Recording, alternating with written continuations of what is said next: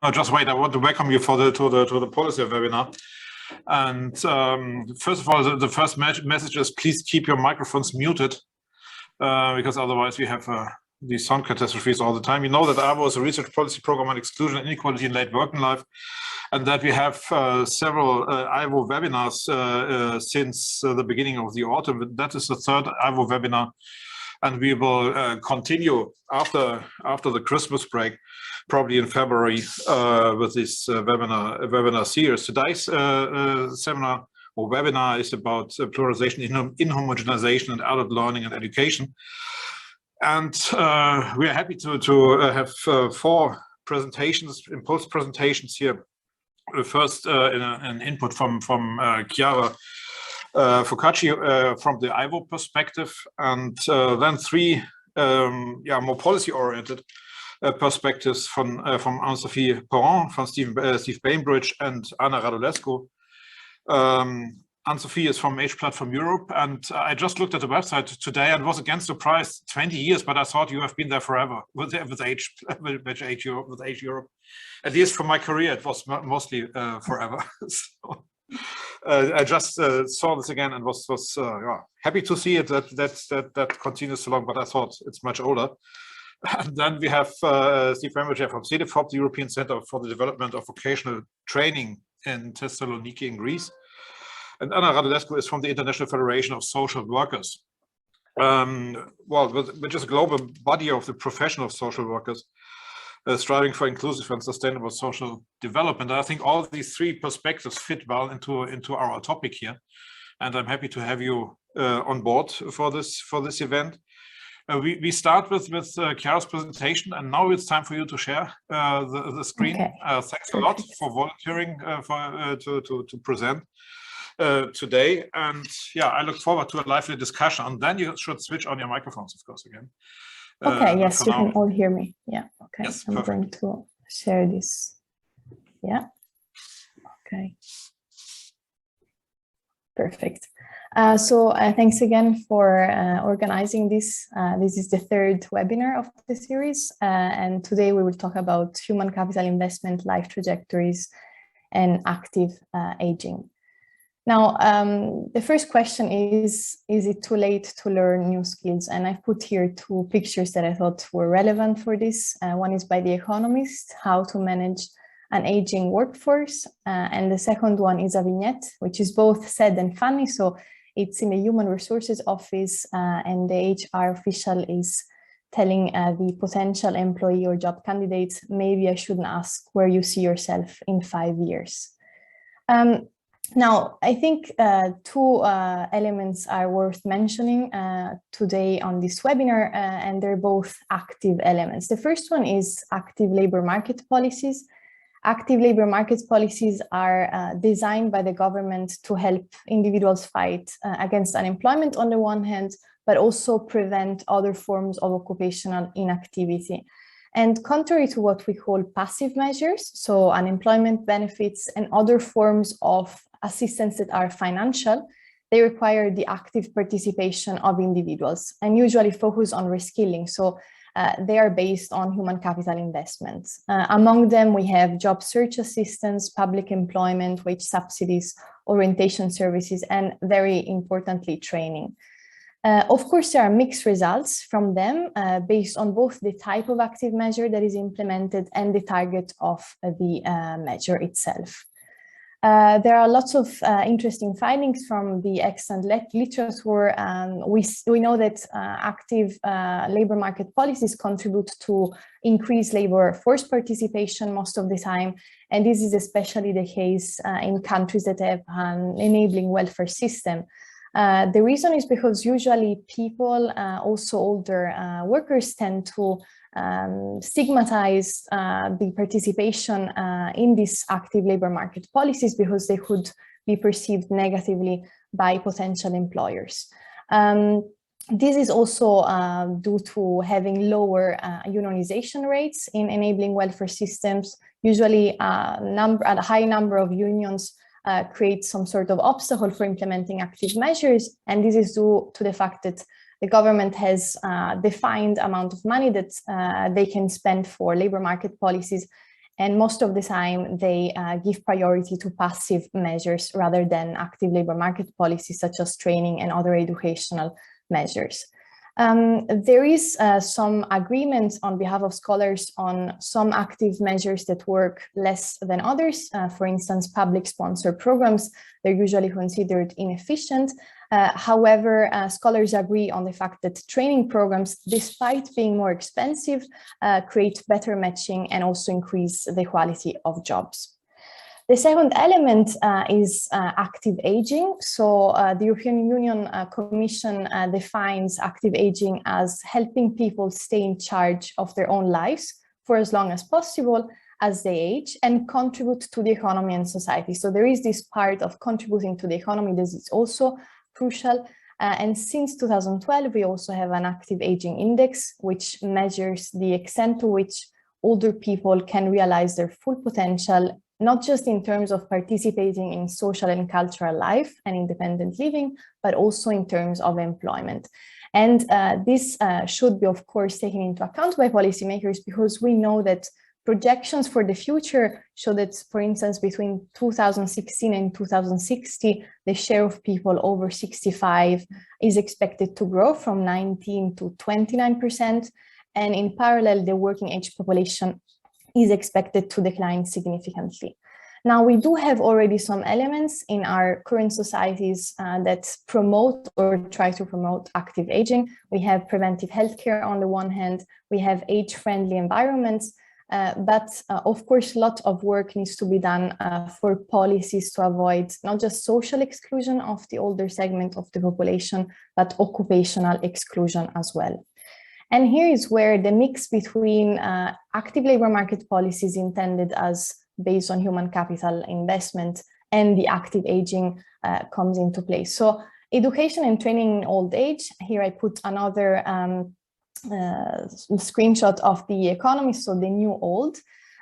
It's important to educate older segments of the population because it represents a sort of civil and intergenerational contribution to culture, because of course, they have an experience and knowledge that younger generations do not possess. On the other hand, participating in education for the older segment of the population contributes to increasing their self-confidence and also health. And active aging promoted by educational involvement in later life has also been showed by Davy, especially with respect to training. We also find many old age learners involved in higher education, for instance. However, we see that the most important, the crucial timing to participate or not in vocational training is usually right before retirement. So here we understand that understanding what happens during the retirement phase is crucial to see whether older workers are interested or not in participating in educational programs.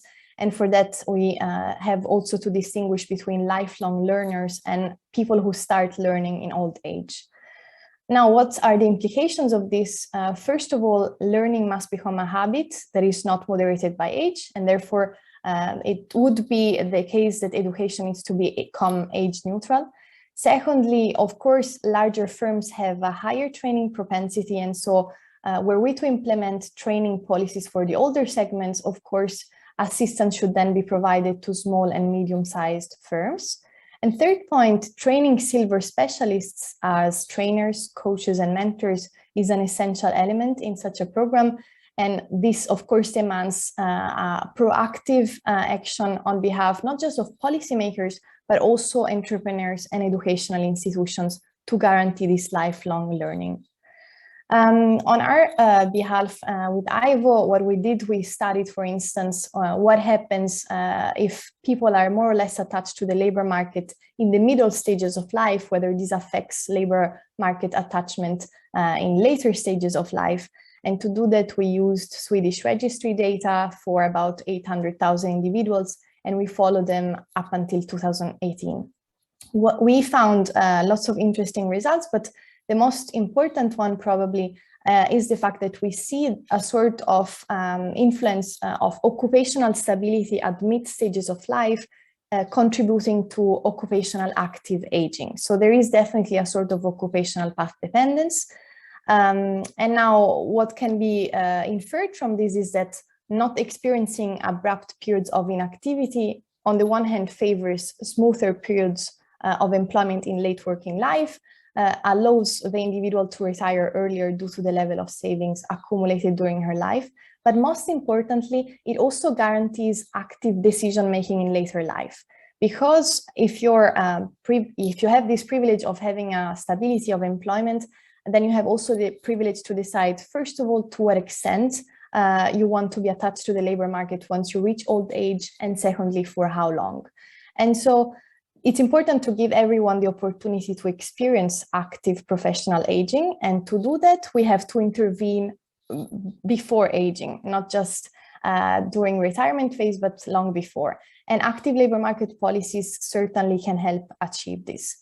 Now, future research, because we already have so much evidence that vocational training programs and in general programs that are based on reskilling individuals, also of old age workers, work. What we also need to understand is what is the attitude of old age workers towards vocational training? How can we make it attractive for them to participate? And how can we make it attractive for firms to invest in this sort of programs? So one of the first questions would be, are individuals, for instance, who experience occupational instability or changes in type of job or sector in the early and mid stages of working life, more willing to participate in training? And also, how do the formal educational experiences, such as going to school, the degree of university, apprenticeships, and so on, in early and midlife affect attitude towards training once reached old age? So definitely, this is important to understand how we can implement these two active elements to guarantee some sort of lifelong learning that leads to a professional active aging. And I think that's it. And I tried to be brief because I want to leave the floor to the policy experts. So thank you very much for your attention.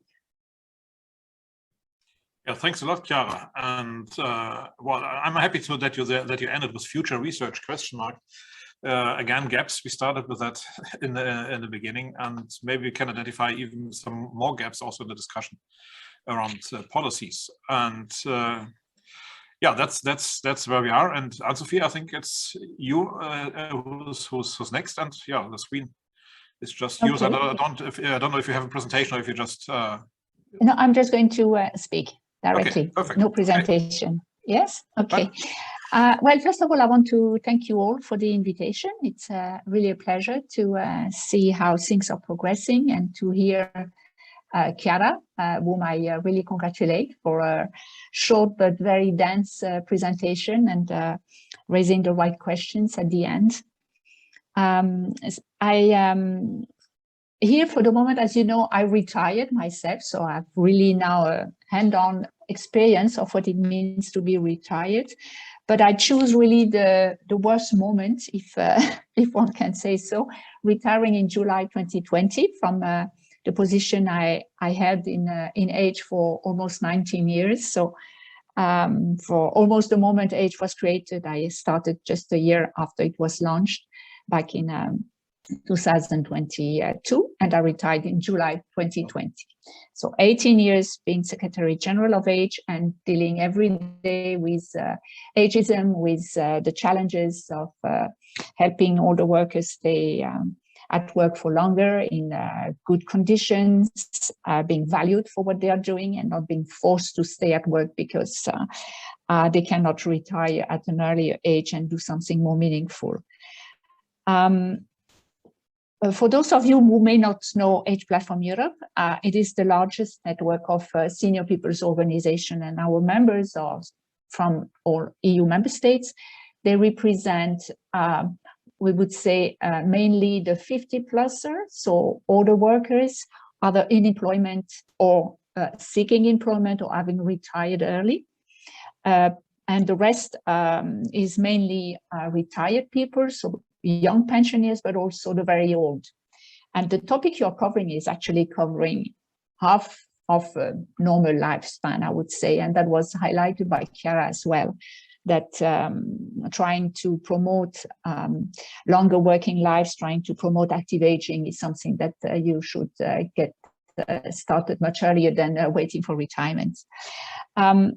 As you can guess, adult learning and education has been a key priority from the very beginning of H platform's existence. It was really a topic that all members raised as a key priority, dealing both with older workers, because still today, but it was even more the case back in the early age of the organization, older workers are facing age discrimination, in particular in accessing occupational training. I go back to the little cartoon that Chiara was showing. It is rather common when you have reached the age of 50 that you will no longer be offered so many opportunities to train in specific things because you're considered as not worth the investment anymore by some employers, at least. So this is something that was combated very strongly by a strong EU policy on longer working lives that even gave a percentage target to be achieved for occupational training for older workers. Also, the same similar target was agreed at EU level to reach as close as possible full employment among the older workers. But the specific targets for the older workers have been dropped. And since the crisis, 2008 crisis started, we could see the situations deteriorating again, because both young people and older workers, both of them are the most vulnerable groups in the labor market, as we know. Yet, in the middle of all this, we have had the European Pillar of Social Rights, which has been proclaimed in Sweden a few years ago. And the number one principle is really the right to access education, training, and lifelong learning. So what do they mean by lifelong learning? If you look at the EU strategies to promote skills and to promote education, you look into the smaller lines behind that, you notice that they are focusing again on working age people, and tend to forget completely that if you want to extend working lives, you should go beyond that. And if you want to promote active and healthy aging, and here I fully support again what Chiara was saying, we have to really plan also after work active aging. What can you do? How can you continue to contribute to society? Not just to keep yourself busy and give a purpose, a sense of purpose to your own life, but just to continue to contribute to the community. And most older workers would like to do that when they retire. But believe me, it's not easy. Not easy because you're no longer weighted or expected to do anything, except if you really try hard and then get involved in some volunteering activities, which are very structured, depending on the countries, and not always so easy to adapt to the reality faced by by retired people, in particular female retired people, who face, I would say, even more difficulties to find something to continue to be active in society. Age is reporting that in their recent Eurobarometer. They produce one every year, and they really strongly support the understanding of and the concept of lifelong learning as being crucial for all age groups, including the very old. Yet, if we look at local level, national level, you can see that adult education programs are being more limited, or even sometimes stopped after like 30 years. In the Netherlands, they had wonderful programs at local level, which were open to retired people, even the very old. It is now limited to working age people. And this is, we can understand that there are issues around resourcing for this kind of programs, but yet this is really very detrimental for the future. We see also that on paper, at least, the objective of lifelong learning is really to keep older workers until retirement, the official retirement age, and also to support longer working lives. But they tend to have dropped what was achieved in 2012 and mentioned by Chiara, that there was a focus, active aging. We battled very strongly for that it should not be understood as meaning only active aging until you meet retirement age. Active aging is really a lifelong concept, and it's necessary in the context of Europe's aging population. You cannot consider that people are only worth something as long as they contribute in paid employment. This is a totally wrong understanding of what society is about and the role that they can play. We have seen it with COVID. And here I would like to really stress that something could be maybe going back to the two questions that Chiara was referring in her last slides. When we see that the objective at European level for the moment in the Europe's digital transformation strategy by 2030, they really want, they said, to promote universal digital education and skills. And the objective is to reach 80% of all adults who have basic digital skills. This sounds like a lot, but what about the 20% left aside? And believe me, those 20% will be mostly older people, will be mostly those who have not access to digital education for the moment due to too low income or difficulties, challenges, persons with disabilities, which struggle with the digital environment like many older people do. We cannot accept that 20% of the population is left aside. In which society would you accept that 20% of society is not able to read and write and you don't do anything for that? This is something that the NGOs, the political advocates, advocating NGOs are really stressing. We have to be careful when we leave part of the population aside. And another point that I would like to really bring to the forefront, maybe more questions than answers, is this new situation, the COVID-19 situation has shown us that you cannot deal with the big challenges that we have, the pandemic, but also digitalization and climate change, without having access to the human capital that already exists within our population. And yet, for the moment, due to a lack of access to lifelong learning, to special education programs that would target those who do have a lot of human capital, a lot of skills, but those skills need a bit of updating, refreshing to be able to be usable again by the community. It's not only older persons, but it's also women from middle age already. Why do we forget and ignore this huge human capital that is available here, while we know that we are facing huge challenges? Look at the care sector. We will have to reconstruct completely the care sector because the COVID-19 has really made it so hard on a whole group of workers who have been essential, are still essential, and we continue to be essential, but many of whom we are losing, either because they have become ill, they have disappeared, or even they just moved to something else. So here I see the need for very strong programs that will really help the EU meet better the human capital that is there and match it with the needs which have changed very rapidly in the last few years. Thank you. Thanks, Anne-Sophie. And I was spontaneously considering the difference maybe between learning and vocational training. And of course, you said that learning is a lifelong issue.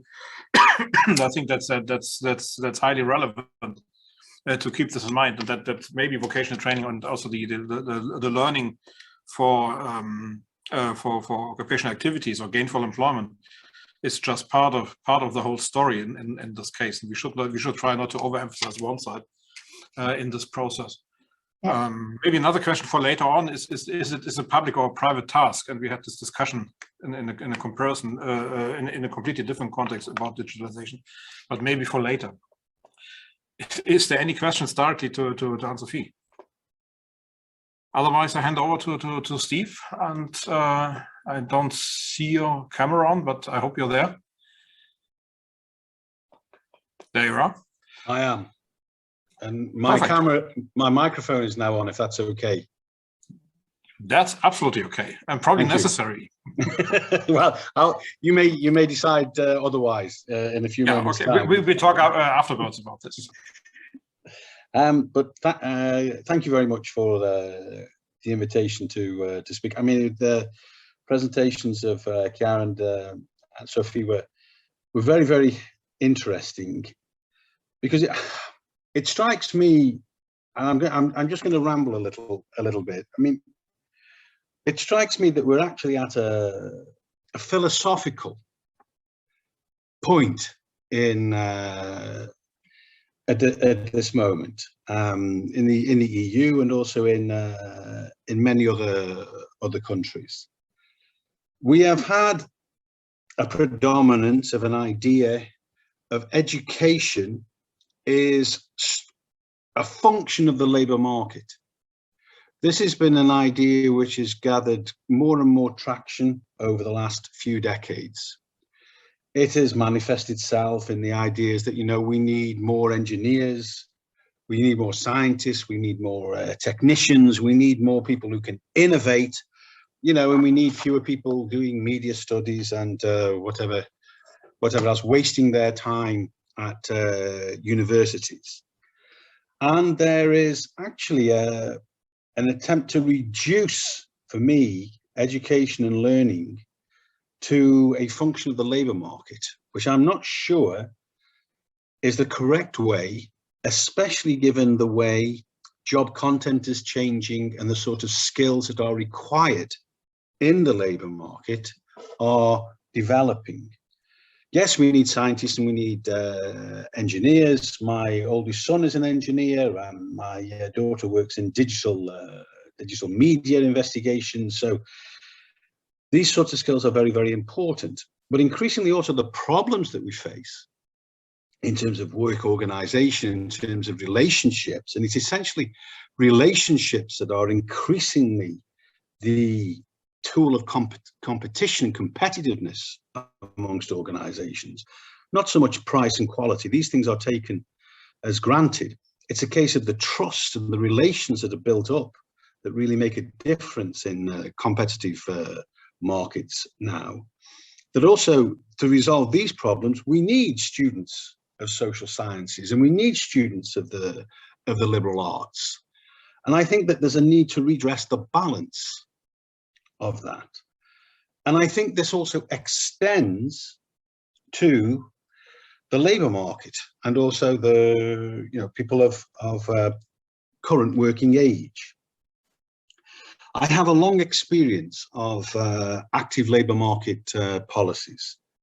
I began my working life working in a job centre trying to find work for unemployed people at the depths of the recession in the United Kingdom in 1979 with the accession of the Thatcher government.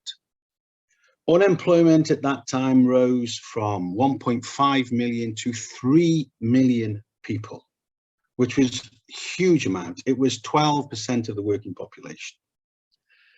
Now, the response to that, one of the responses, was to introduce active labour market policies, and essentially to introduce schemes that offered work, offered jobs, part-time work on a temporary basis, because the idea was that we would tide people over until the economy picked up again.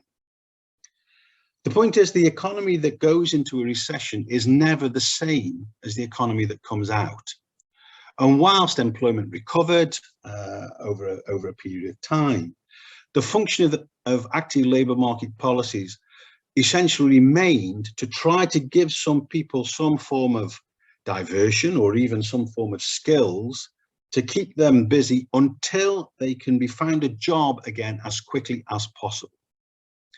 And the prime function of active labour market policies hasn't really changed in many respects. It is still the aim to find someone a job rather than to equip them for the labour market. And we still have this functionality, this labour market functionality, the idea that the labour market will absorb these people. We just need to get them ready, give them the skills that are in demand there, and they can find a job. And the labour market does not work in that way. And I think we need to broaden the scope. We need to be talking about preparing people for a complex labour market rather than just for a job. And I thought the title of this webinar of pluralization in homogenization was an interesting one. Pluralization, certainly the idea, you know, of increasing it and making learning more available and easier and more accessible to everyone. I certainly agree with that. And then there's two, actually, in English, two meanings of homogenization. The first one is in a process of uniformity. And the second is the process of treating fat in milk so that the cream doesn't separate from the milk itself. And I think both definitions apply, because the idea is, as you progress through working life, that, you know, the learning and the education is only for a certain group of people. It's only for the cream, not for the general people who are in the labour market, or certainly those who are getting older and perhaps, you know, are expected to leave the labour market in the not too distant future. And I think that rather than uniformity, I think what we should be looking for is actually normalization. Learning should be a habit. It should be a process that is normal. I mean, and certainly given the way that the labour market and societies are developing at the moment, the pace of the changes that are happening, the degree of information that we need to process, analyse and assess, we need to learn. We've never really needed it more. But the current structures of learning are too rigid. They are too rigid in terms of economics and in terms of employment and occupations. And they're also too limited in respects of age. We have age-based learning systems, which are not necessarily, or are perhaps increasingly, less fit for purpose as we progress. Less fit for purpose because, as Chiara pointed out, and as Anne-Sophie presented as a practical example, there will be more and more people leaving the labour market who will be over 65 during the course of 2060, after 2016. And I've forgotten what the other year was, but a substantial increase up to from 19 to 29%. And I will be among that figure as well in the next couple of years. Demographics argue against the structure of the current system. Also, the idea that, you know, we have a block of learning at the beginning of working life that qualifies us for a trade, craft, or profession is also increasingly in question, because the way that those trades, crafts, and professions are changing means that most of the learning that we will do will be outside early learning, those early years, that block of early learning that is there to prepare us for life.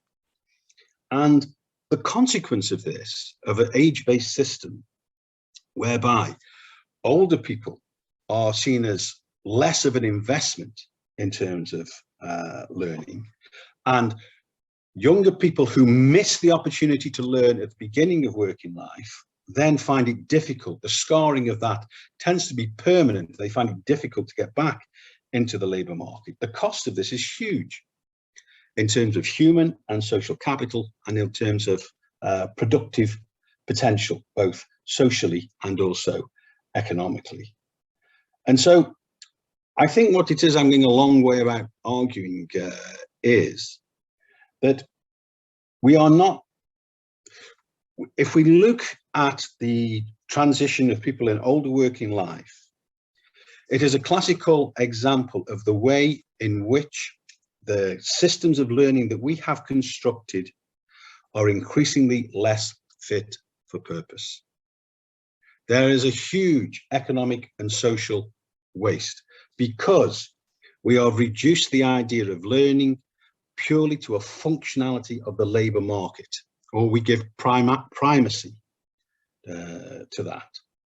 Whereas if we had a system whereby access to learning and to qualifications was based much more in terms of need, much more in terms of ambitions, much more in terms of an understanding of patterns of life, then we could have a much smoother process of for people in older working life.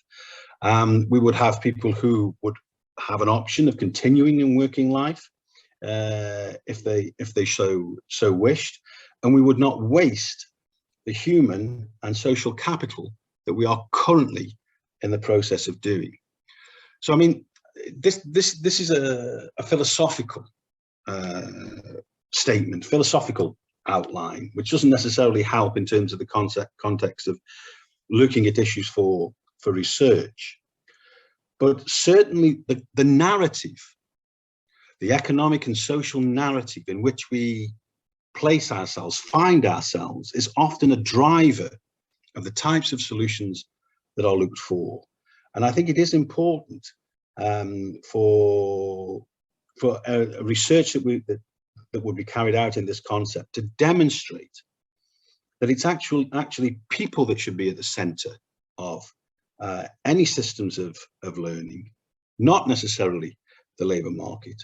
But the benefits of doing that will have both labour market, economic and social positive benefits.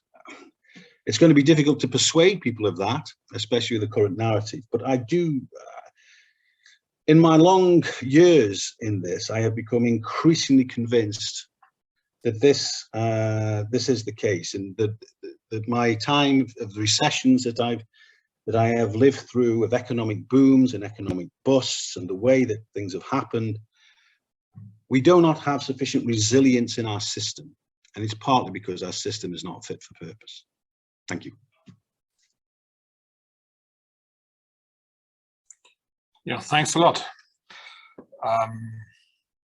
Isn't human capital part of the problem then? I mean, the term human capital, or understanding of outcomes as of learning as human capital? Well, I think human capital is either it's perceived in too narrow a sense of the idea that the human capital has to be productive. And people are not just productive by using human capital. People are productive by using their social capital, especially, as we said before, in terms of competition with between firms, because it's the relational issues that matter. Very often in deciding where people purchase things from, or where people go, particularly when dealing with large multinationals. Large multinationals will deal with supply chains and whatever else have you, and the most important aspects of those things are the reliability of the supply chain. And the reliability depends upon an analysis of the process and also the confidence in the people that you have to manage it. And this is both human but also social capital. And increasingly, the sorts of skills that are needed at work are blurring between classical vocational technical skills and interpersonal, transversal, human characteristic skills. And it's interesting to see, you know, how these things are increasingly interacting. But at the moment, the emphasis is on only technical skills, not what employers say are more important, which are the social skills. So I think it's the way that we perceive of human capital, the way that we define it, and we define it in too narrow terms. And we define the value of learning and education, I think, in the context of the labour market, in too narrow terms. Excuse me. One of my little bits of human capital has just returned from school. Wow. Yeah. Should we simply take this as a sign to continue with Anna Rădulescu? She's heard all this. She's heard all this before, so she's left. Okay, but let's take this up also together. Maybe give also then Chiara the chance to look at it from her perspective. And if I can just add one thing to what he was saying. It's interesting indeed that there is so much focus on technical skills and not at all on social capital, even though the latest research shows that most of the jobs that will be kept after all this, the current technology revolution based on robotization, artificial intelligence, and so on. Of course, it's jobs that require some technical skills, but most of the time it's also jobs that require social skills, persuasion, empathy, all these skills that we don't have a school for that. And it's a shame, because it's something that then increases job opportunities, but also, as you were saying, relational richness and so on. So it's just a point that I wanted to add on this. Yeah, thank you. Then I hand over to Anna, I think it will be interesting what you add to these two different perspectives now. And yeah, the screen is yours then, and we have a discussion afterwards, and then continue directly in a broader discussion. And I think we have time for this. Thank you very much. Thank you very much. It was really interesting to listen, Chiara and Anna and Steve, about this discussion. I try to add a new element to this, and I will pick up from what Steve said, that we should not only limit thinking about preparing people for job, but preparing them for complex life. And today we are discussing, and I come from practice, I'm in adult education, transferable skills, which means skills that we can use in the job, but skills that we are using in our social life. And part of these skills are coming, as Chiara just said, coming from social skills, and more we are changing the way we are interacting and solving our problems in the social space. And something which I think just happened in the last month is about the digital skills.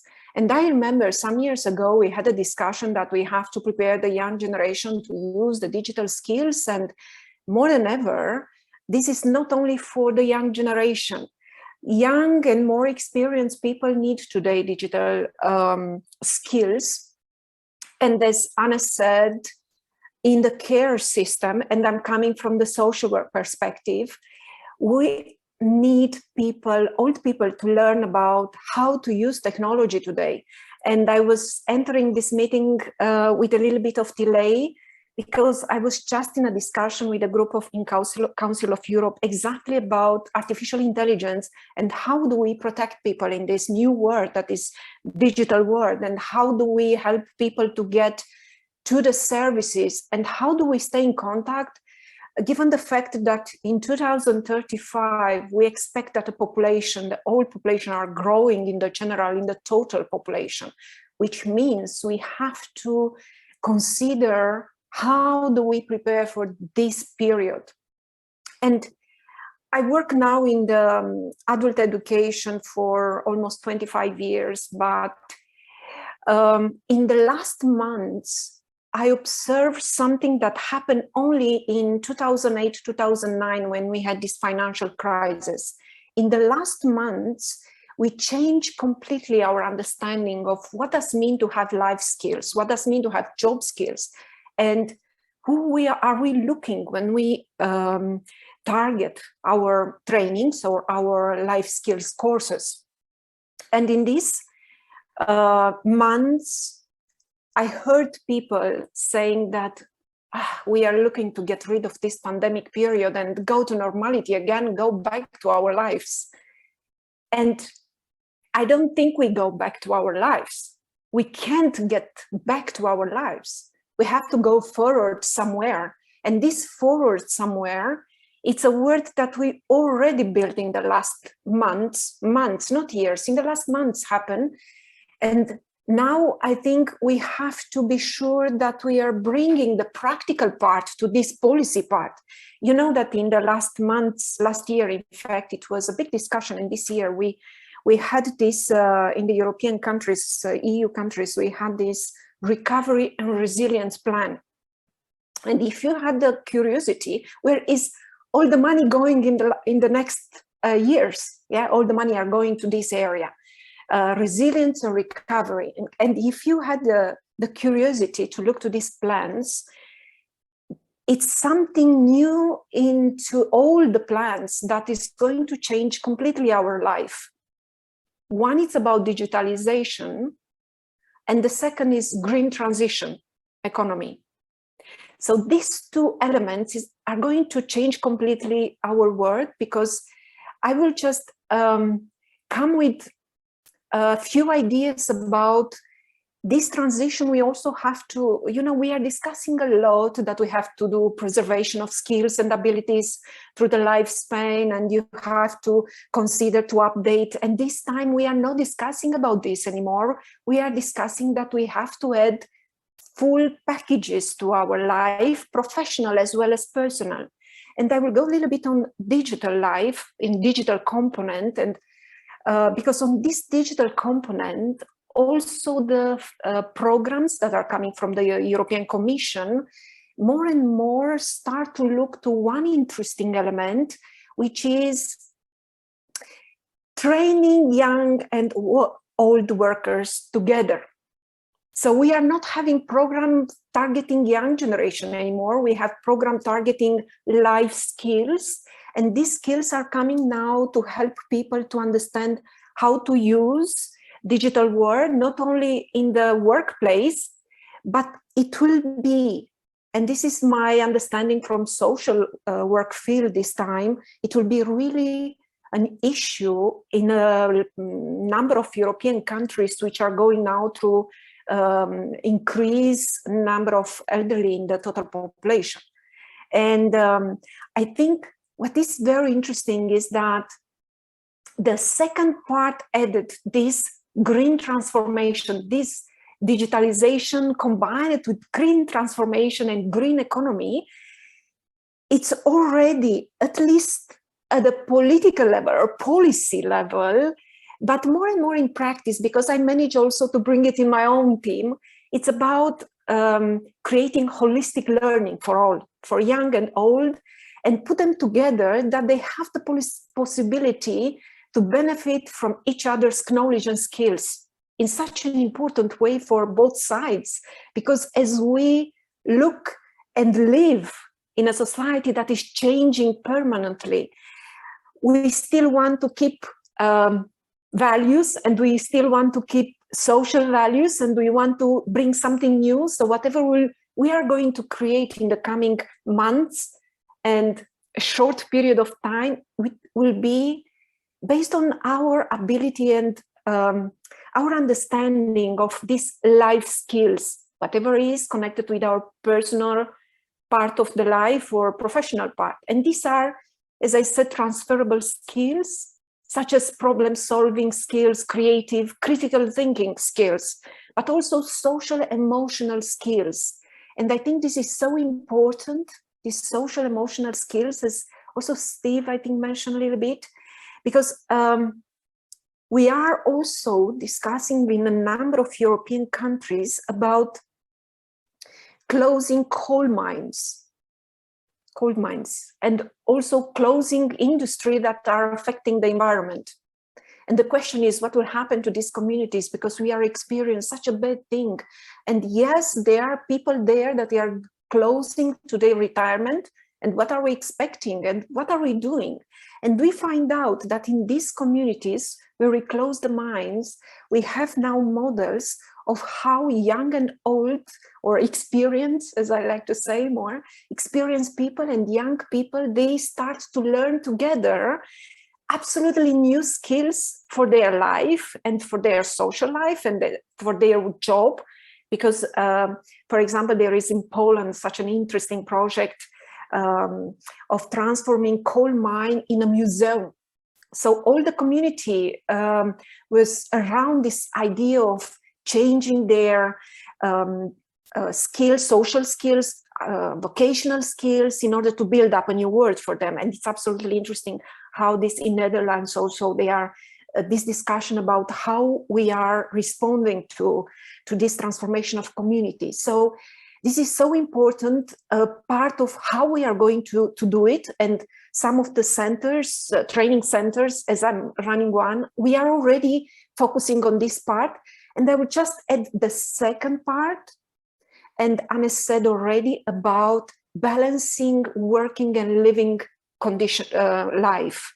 So balancing the work life and balancing the personal and family and community life, if they don't go together, forget about performance in economy. We cannot perform in the economy if we don't have people that they are enjoying also their life. Yeah, we are not robots. So this is a discussion, and Anne mentioned about the social pillar. As it was in 2017, I was part of this event of signature with all the EU leaders, state leaders, government and state leaders. And there was a discussion exactly about how can we improve the work skills, and we improve our capacity that people are more productive, investing in their family life, in their community life, because this connection has to be for the world we are creating. And it's more and more this discussion about how can we manage to balance this two life, part of life for our life, when they are getting more and more together. And we have seen these months, last months, when work and job and private life and family life get together in our apartments. Yeah? It was really a challenge. And what I want to say is that if in the past we had this idea that yes, people as they are getting older, they have to stay active and learn and be updated all the time, the skills we need, I think we are talking about completely different things today, because we are talking about a new life that it's happening in front of us, and we have to build it. Doesn't matter we are young, doesn't matter if we are more experienced, we have to get together and figure out which is the life we are building right now. And to be honest, I'm quite excited being part of this new life. I thought in 2008-9, it was a very interesting period to build something new. And there was a time when we discussed about social economy, I think very strong, and how we bring social economy. And this time we are discussing about how do we completely change from the green economy and digital part? How are we building a new life? And I think this is something that it is for us to bring it in practical part, because we have it more and more in the policy part, but it's a kind of courage and a challenge now to make it possible in practice. Thank you very much. Yeah, thank you for this, also a little bit philosophical, and to use Steve's terms, perspective. And I tried to write down a little bit, because we were mostly talking about a change and the type of extension of learning, and so also a functional change, and which is partly, or currently developing, and something partly also related to these, let's say, technically period effects that we are experiencing. So there we have huge shifts. So not in a continuous process, but in situations where these changes are really required to overcome this let's say crisis also. In another perspective, and just adding maybe not philosophy to it, but there is a social science discussion about this increased speed of change and this increase of crisis. Does this mean that if these crises are getting or these periods of crisis are getting shorter and shorter, or crises happen more often, that this is then also a function that we should learn for?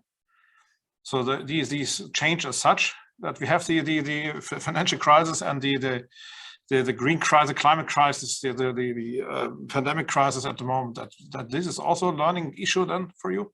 It's this addressed to me, the question? To everybody. Because I will be very happy to answer a little bit. Yeah, then it's to you. Yes. I think we should not produce crises. They are not really good for our mental health. But I think it was. The argument is not that we produce them. The argument is that they happen in this way, as in modern society or in late modern society. Yeah, I think it's for us can be a chance to change our understanding, also to change our understanding of our work and change our understanding of how we are running our life. And I think it's also an opportunity to exchange the experience between us and learn from each other. How can we build the world we would like to do it? And for example, now moving to the practical part, not staying in the philosophical. This is, for example, what we are doing in different EU projects. And I'm running about 6 EU projects now with a team of changing experience between different groups in different topics, which are giving us a chance to be innovative in our countries, learning from others. And I think this is a chance for us to get the best of it. I don't know.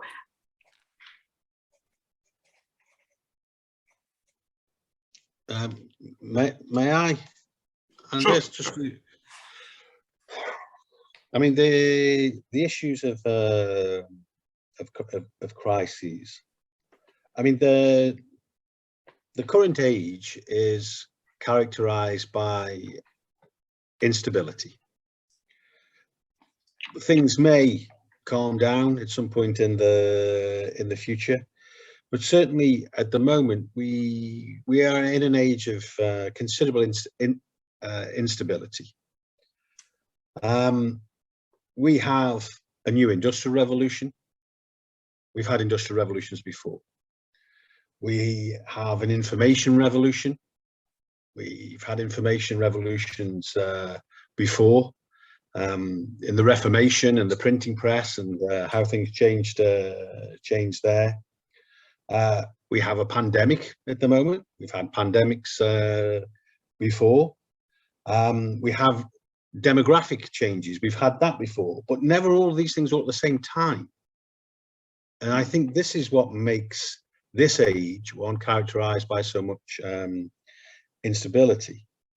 And so it's a case also, if you look at the way that we handled the process of globalization, we did not handle it well.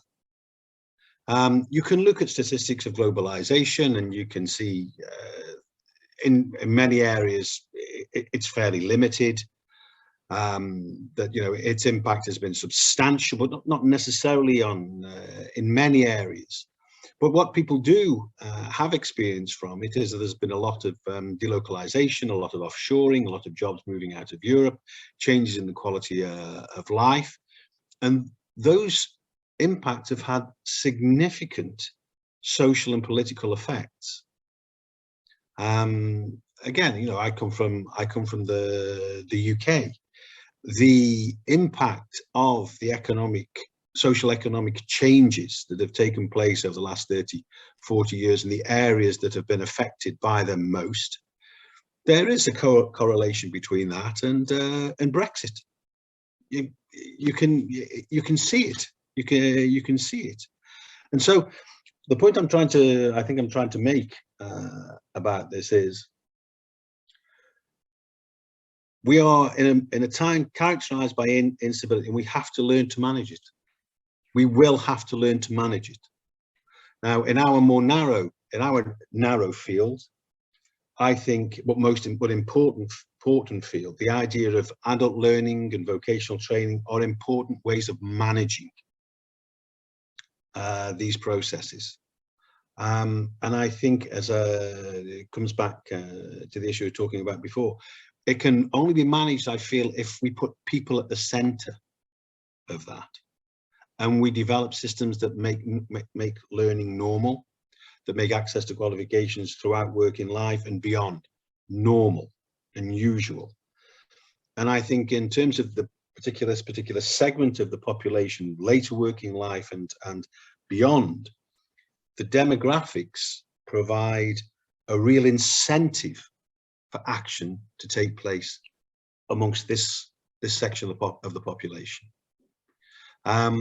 Because as I said before, we stand to lose substantial amounts of human and social capital. And I may have told you this before. I remember a couple of years or so ago now, I was talking to the head of education of a major multinational based in Germany. And this person said to me that the age profile of the organization followed pretty much the age profile of Germany, and they stood to lose a substantial proportion of their skilled workforce over the next decade. And in terms of new technology, they faced a choice, and it was a choice. There are limits to the choice, but it was a policy choice that they had. Was, do they use technology to try to replace the people who've left? Or do they use technology to try to complement the people who are there, who may leave, to encourage them and enable them to stay longer? There are choices. It isn't as if that, that there are waves of things that are overwhelming us and overpowering us, and there's nothing that we can do anything about. We can make choices, and I think that the choices that we make are extremely important. Thank you. Anne-Sophie, yeah. Yeah, if I can also build on what Anna and Steve were just saying. In the last decades, indeed, we seem to have been focusing on supporting the best performers rather than building a general capacity of everyone to be able to contribute. Although on paper it looked like it was an inclusive approach, in reality, the programs and the way the education system is functioning, but also the labor market is functioning, tends to exclude rather than include as many people as possible. I think the importance now, and I really liked Anna's positive vision of the future, is to help build individual as well as collective resilience. This is the lesson I learned from COVID-19, is that our systems were being pushed to the maximum limits even before COVID was there. And of course, then we were becoming more and more vulnerable on all aspects. We were absolutely not prepared, and that's what we need to build collectively.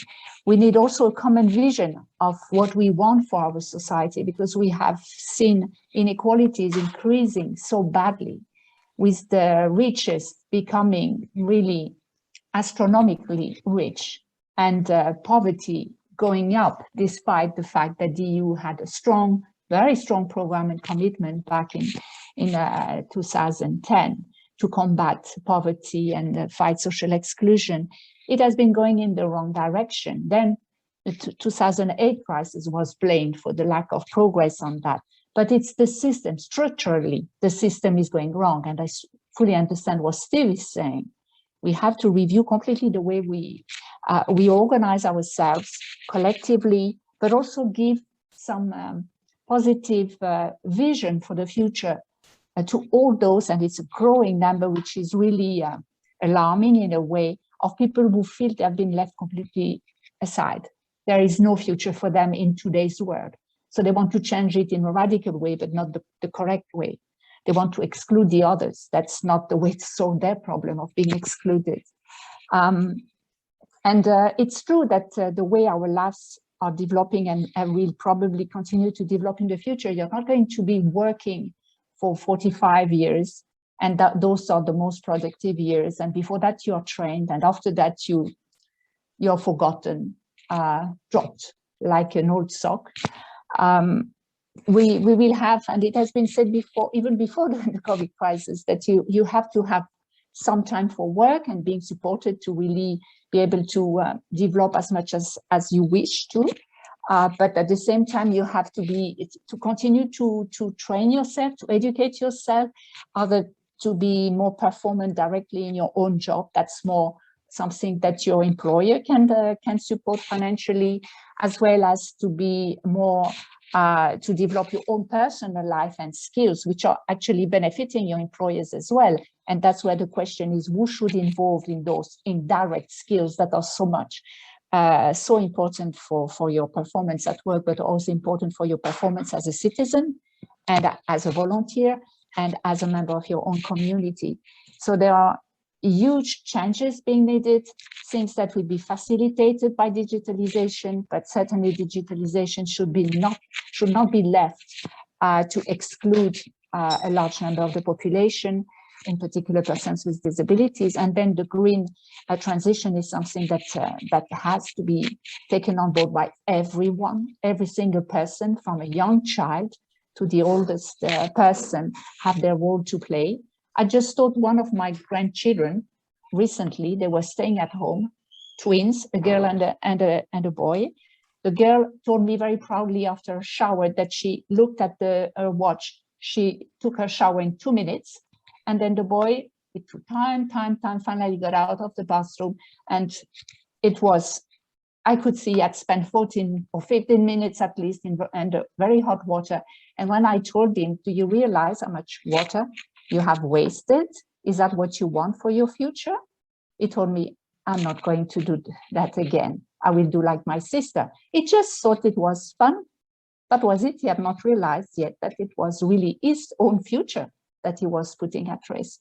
So just telling them, teaching everybody that how you can do better tricks to make sure you save on energy, you save on your environment, and it becomes really your community you build together. You don't do it because you're forced to, you do it because you want a better future for everyone.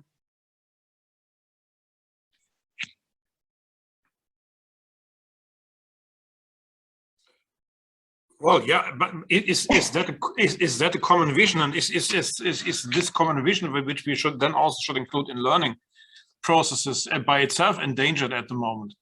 Yes, learn how to question yourself. That's what I was trying to explain with my grandson.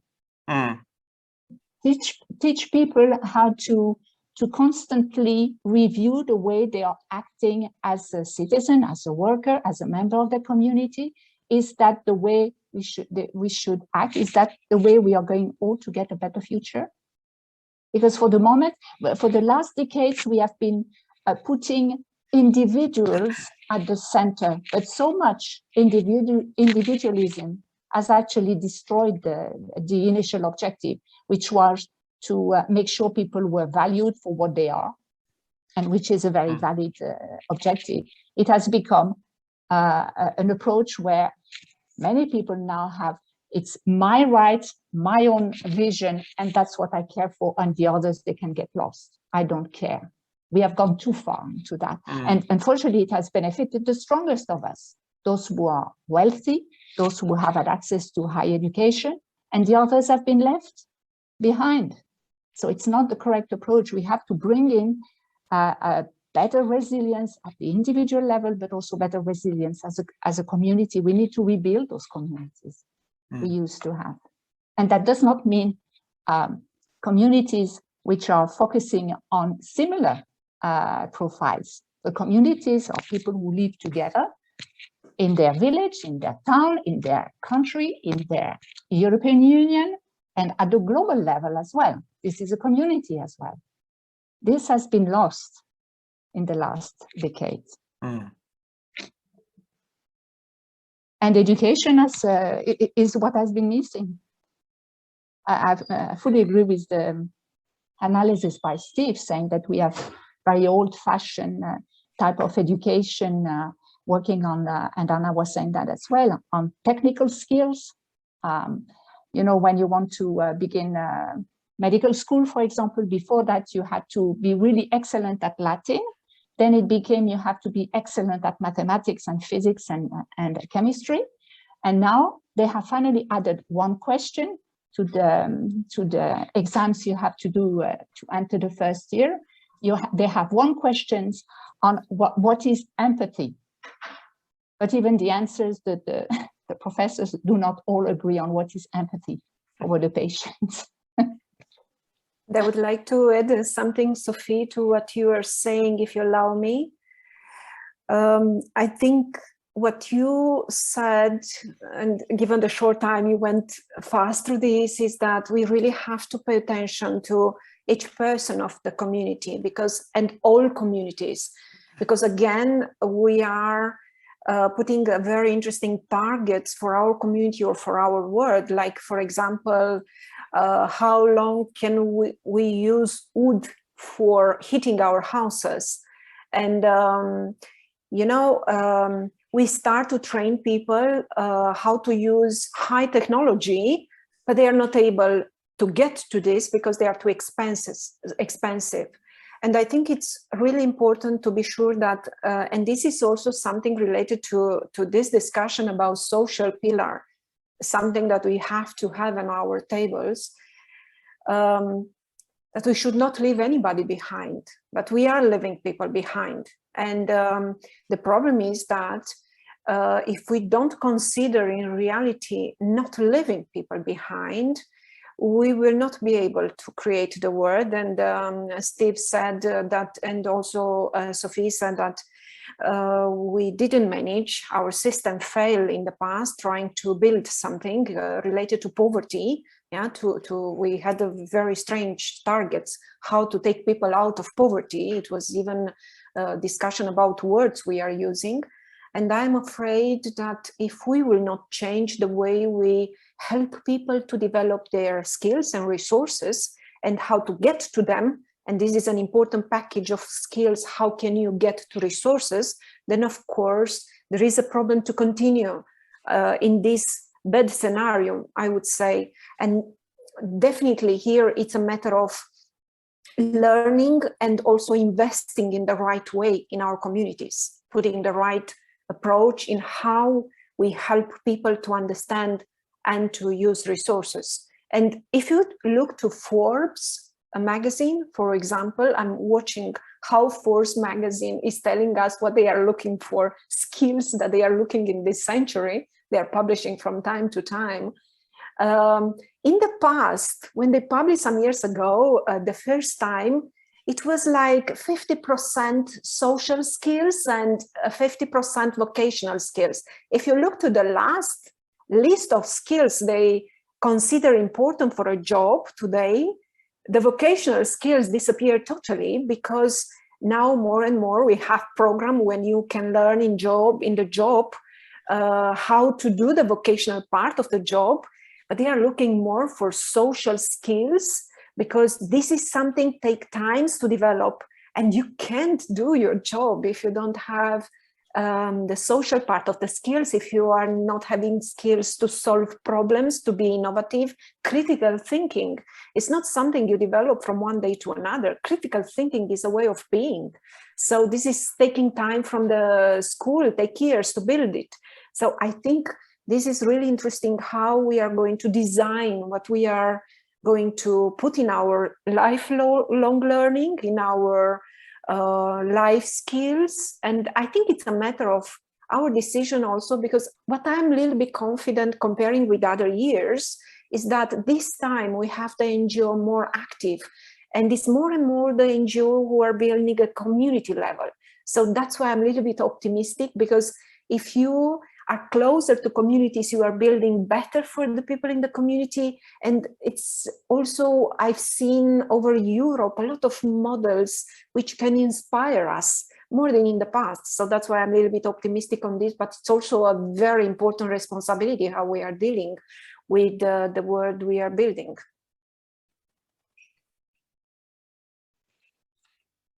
Maybe I should try to involve those in the audience that we have a podium discussion now. But is there any contribution from you? Because I don't see you mostly, besides of Gerd and Gülin. I would like to address Anna. You are talking about resources, access to resources, using resources as objectives of educational objectives. I agree, but or maybe I misunderstood you, then okay, you can help me. Could you link your idea with the life course perspective? Don't we need different resources in different phases of our life? And if yes, what could be resources valuable for the people themselves, for the aging themselves, and for their social surroundings, social environment in which they are living and getting old? So that's for me a huge question. Do we have to think about educational objectives for aging people at the end of the life course? So two questions: the life course embedding of educational objectives, and change into much more resources discussion at the end of the life course. Sorry, could I make myself understandable? Yes, but it's such an interesting subject to discuss about this topic. You know, while you were developing this thinking, I was, you know, a word came to my mind about loneliness. And we are discussing, for example, with new technology, a new thing we are building today for the people that need support in their life at the end of, you know, when they are retired and they need more support later on in life. We forget more and more, and I think this is so important, that there is a resource that people need. It's a resource, it's human being around, and social networks around, and social relationships. And if you look, for example, all this technology, which not everybody can afford, of course, this is for people who have money, or people, or the government invest. But when you look to how is this world designed, I'm a little bit scared on this part, because I have the feeling that we are not discussing enough on this medical and technological and engineer development things, and IT and digital things. We don't discuss about social relationships. How do we build them? How do we maintain them? How we learn to continue to be with each other? And this is such a valuable resource. When I say resource, I'm saying about the emotional capacity of people to support each other. It's such an important resource that we don't look today so much. So I think when it's come to different needs in life, yes, I would say that we have to put our focus on a completely different area when it's come to life quality. Okay, but you I saw that you open your microphone, so please. Yes, but no, I don't want to be the only questioner, but just one additional comment. To access resources in a changing society where technology plays a huge role. So which role could play technology, could play digitalization, an additional instrument, and we have an obligation to allow people to get the knowledge to use these instruments and access these instruments. So okay, that's my additional comment to this. And so we cannot exclude technological learning from old age and translate it into, or replace it with learning for social contexts, etc. Thank you. Thank you. I think we cannot exclude neither of them. Both of them are important and equally important for people to manage also technology, but also social life. So building these resources in both directions, I think it's really essential. Sorry, Steve. No, I mean, I just wanted to comment there. I think that the point is that it's increasingly less a division between these types of skills, and there's far more complementarity. For example, I mean, there's, again, coming back to the labor market, there is a need for digital skills. People say they need digital skills, okay? And they do. But digital skills alone tend not to be what employers want. People want digital skills who can also communicate. People want digital skills in people who can organize. People want people who can work in teams to have digital skills. And certainly in older aspects of life, you need increasingly digital skills to manage your life. The way, just the way that finance has changed. We manage our finances online. My father still doesn't have a computer at home and doesn't work online. Okay, so he needs the digital skills to be able to have access to the financing to pursue his personal and social life. We need both in terms of social and economic life, and I think that is what is missing. We increasingly see, or increasingly we have the impression from an old perspective that, you know, these things are new and vocational and the personal are different. They're not.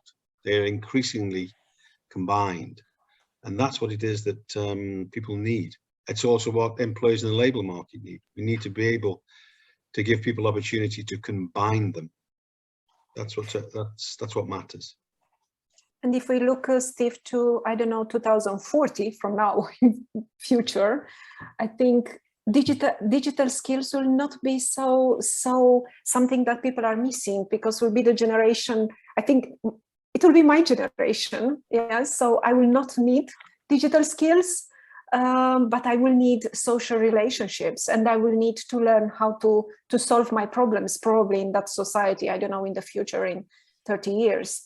And I will need probably a number of skills to manage my emotional and social life more, to get more support on this part than digital skills, which I already possess.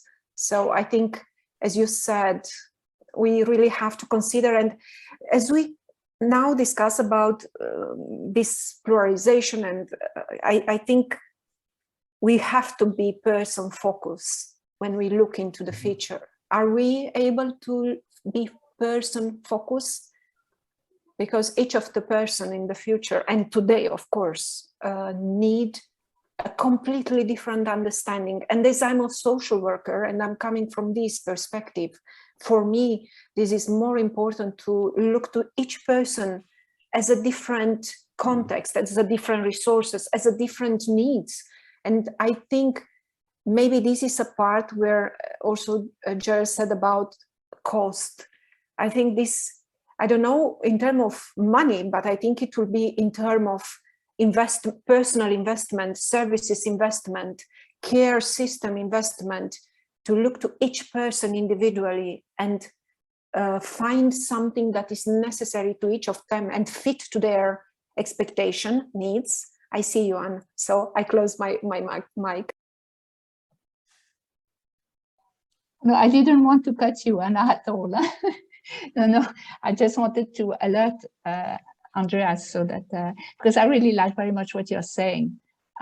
This has been the way the approach on person-centered was done before. It tended to focus on some targets. So they went for the low-hanging fruits, the easy to address. So of course they went to those who were better educated, those who were wealthy, could easily get back on track and get a new job and so on. And they left aside those who really needed support.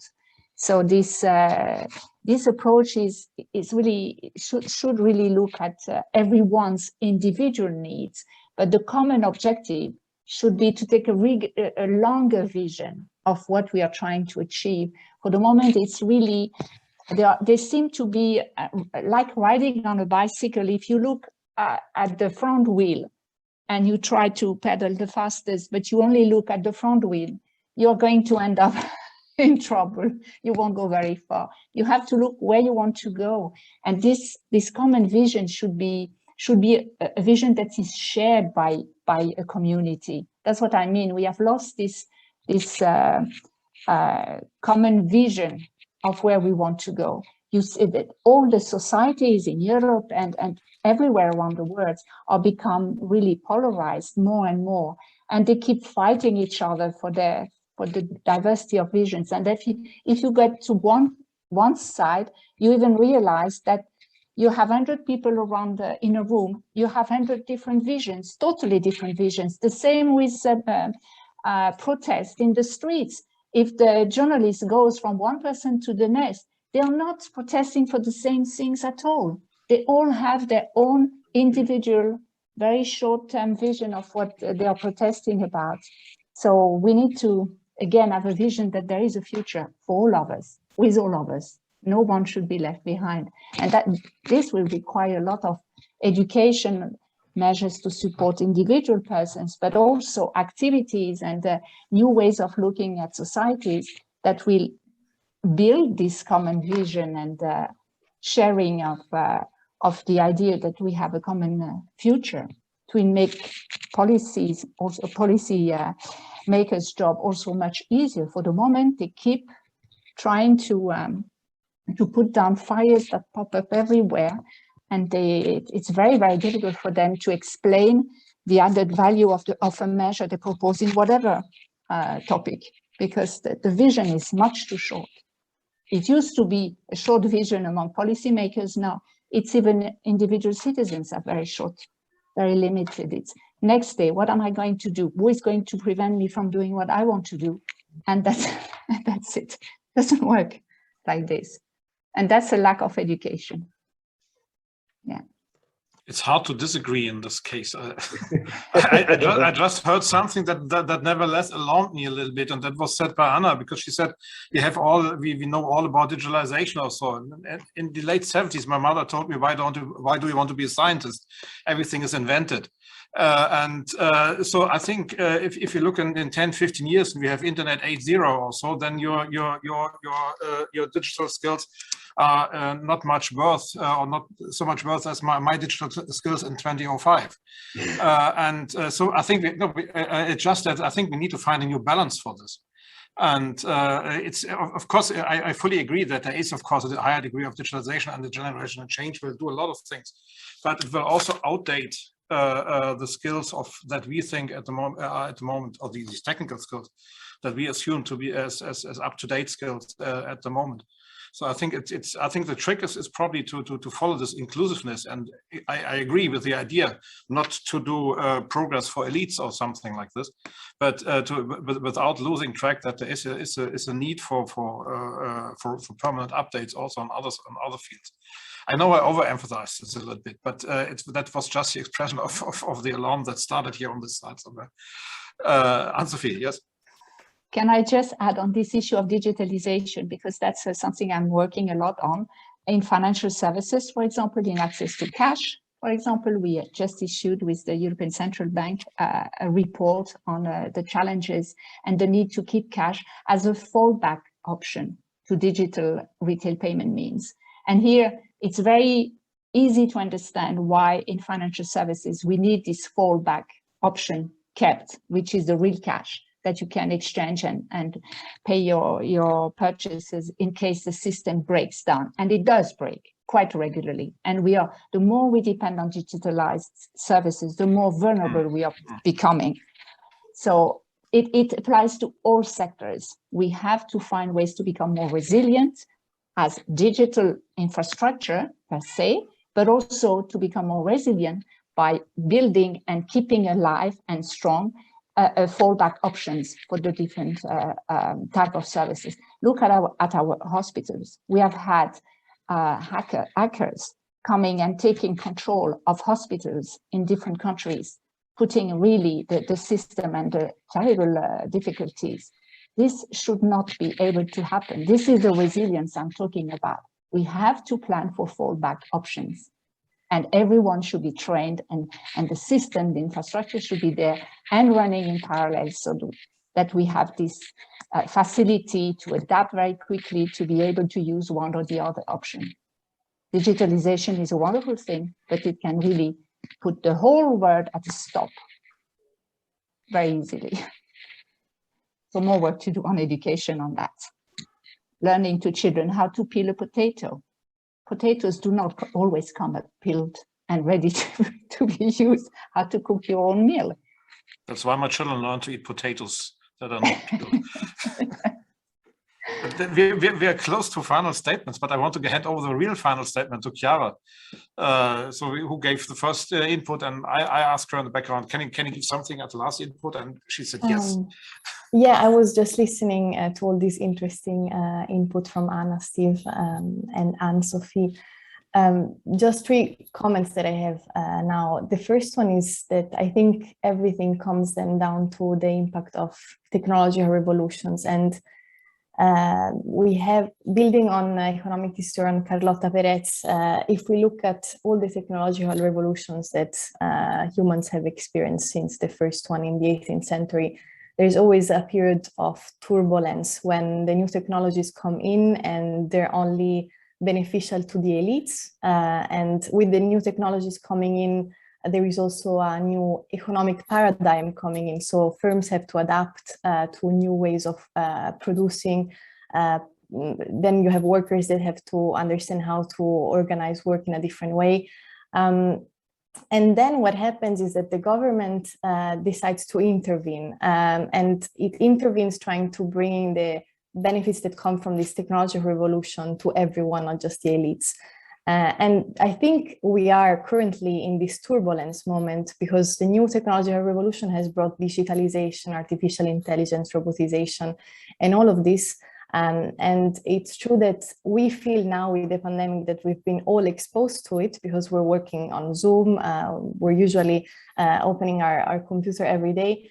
But I think what is missing currently is that with every techno-economic paradigm comes also the need to create a social paradigm. So we perhaps have now the technologies available to most of the population, but we don't have the necessary perhaps social skills to use them.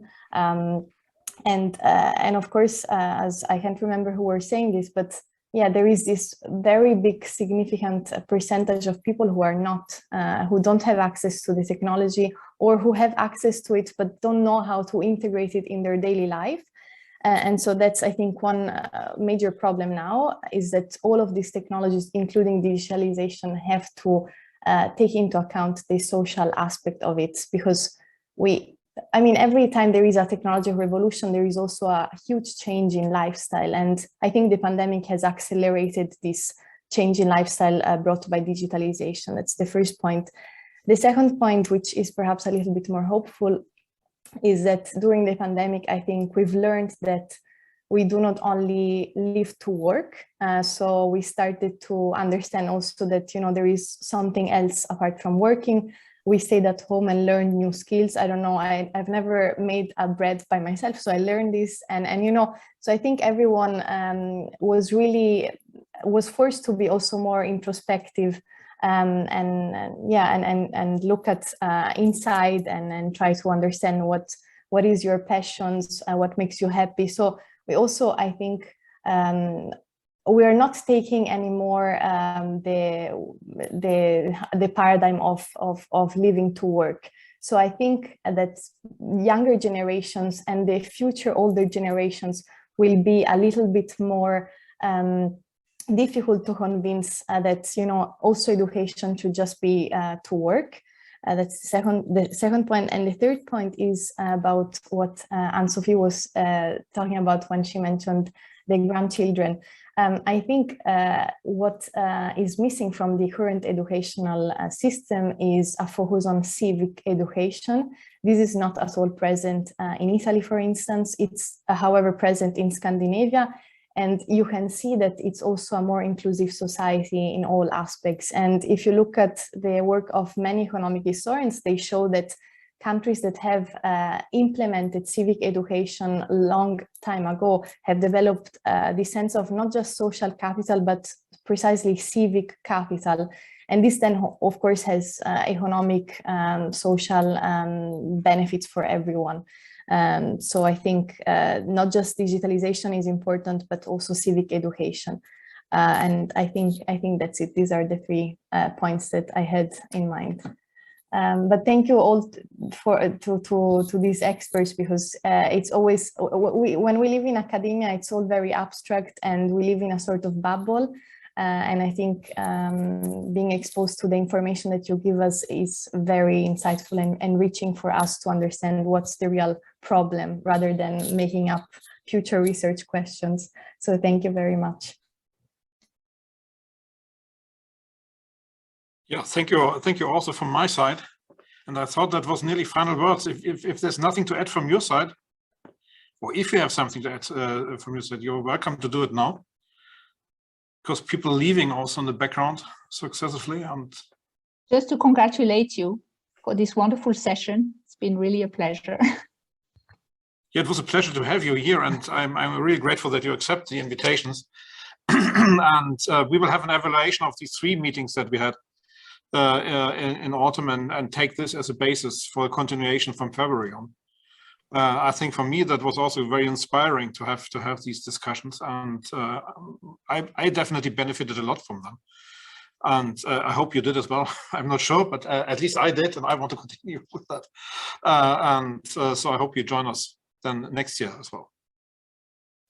So far, I think it's time to say, yeah, Merry Christmas. And a Happy New Year. See you next year. Yes. Christmas. See you next year. Hi, and congratulations, Chiara. Thank you very much. Thank you for good luck for the interesting rest. conversation. Thank you. Bye. Bye-bye. Thank you very much. Merry Christmas and Happy New Year.